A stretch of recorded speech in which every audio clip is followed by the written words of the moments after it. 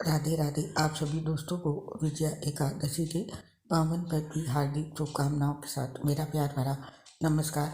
रोचाचार से जानेंगे विजया एकादशी के दिन हमें क्या उनसे शुभ कार्य करने चाहिए और कौन से कार्य नहीं करने चाहिए। भगवान विष्णु को एकादशी तिथि बहुत प्रिय है।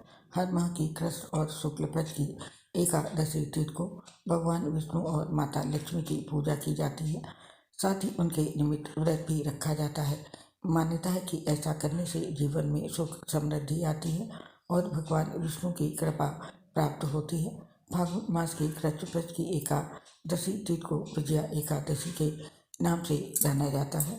इस साल 6 मार्च को विजया एकादशी का पर्व मनाया जाएगा। धार्मिक मान्यताओं के अनुसार विजया एकादशी के दिन कुछ कार्यों को करने की सख्त मनाही है। यदि हम ये कार्य इस दिन करते हैं तो भगवान विष्णु क्रोधित हो जाते हैं और हमें कई सारी परेशानियों का सामना करना पड़ता है।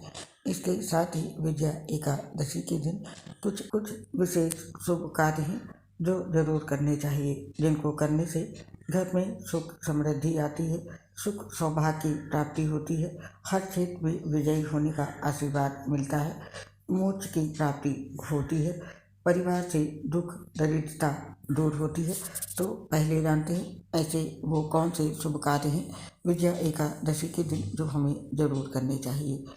पहला, एकादशी के दिन सायकाल के समय तुलसी के पौधे के सामने घी का दिया जलाकर ओम वासुदेवाय नमः मंत्र का जाप करें तथा 11 परिक्रमा करने से घर में सुख समृद्धि धन धान्य तथा सौभाग्य में वृद्धि होती है तथा परिवार में आ रहा संकट दूर होता है।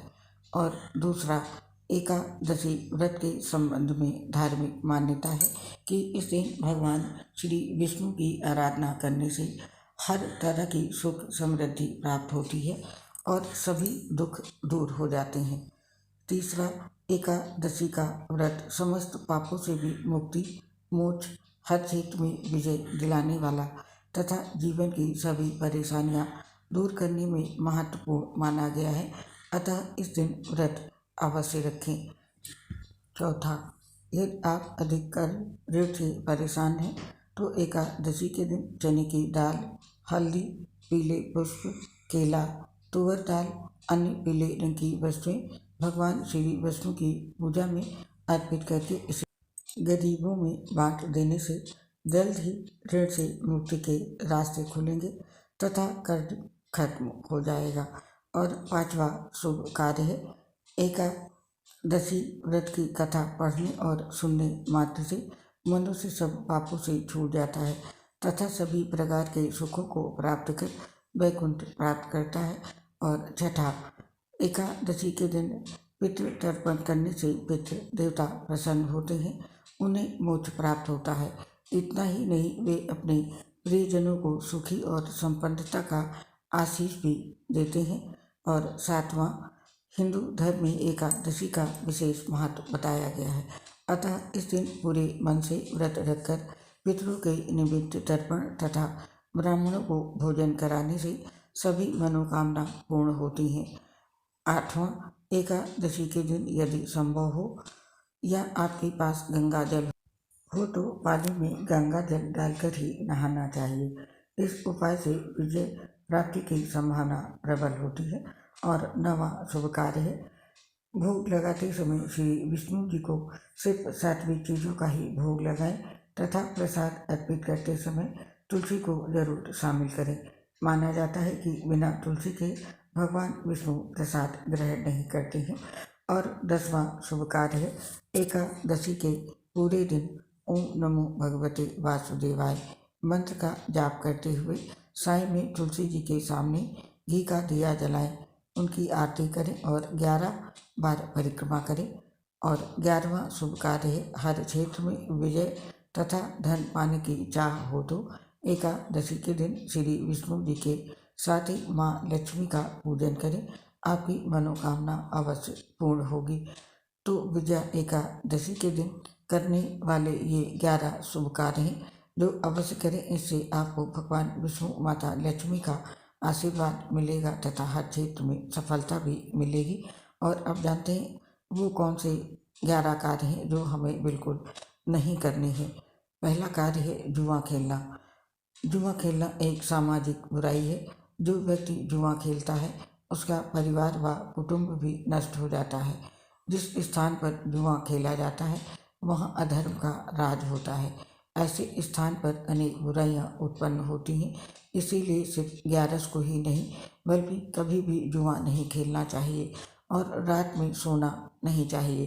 कहा जाता है कि 11 की रात को सोना नहीं चाहिए।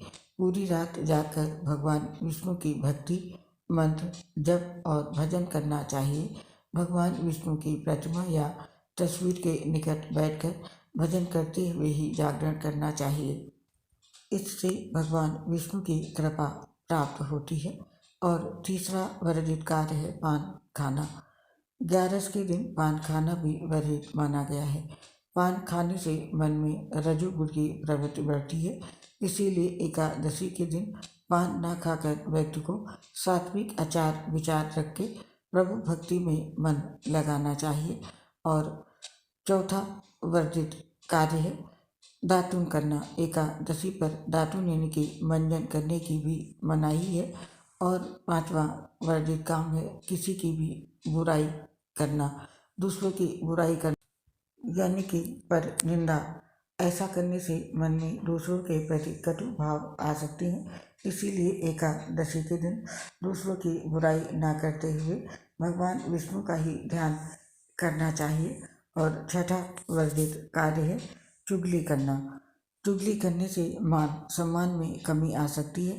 कई बार अपमान का सामना भी करना पड़ सकता है।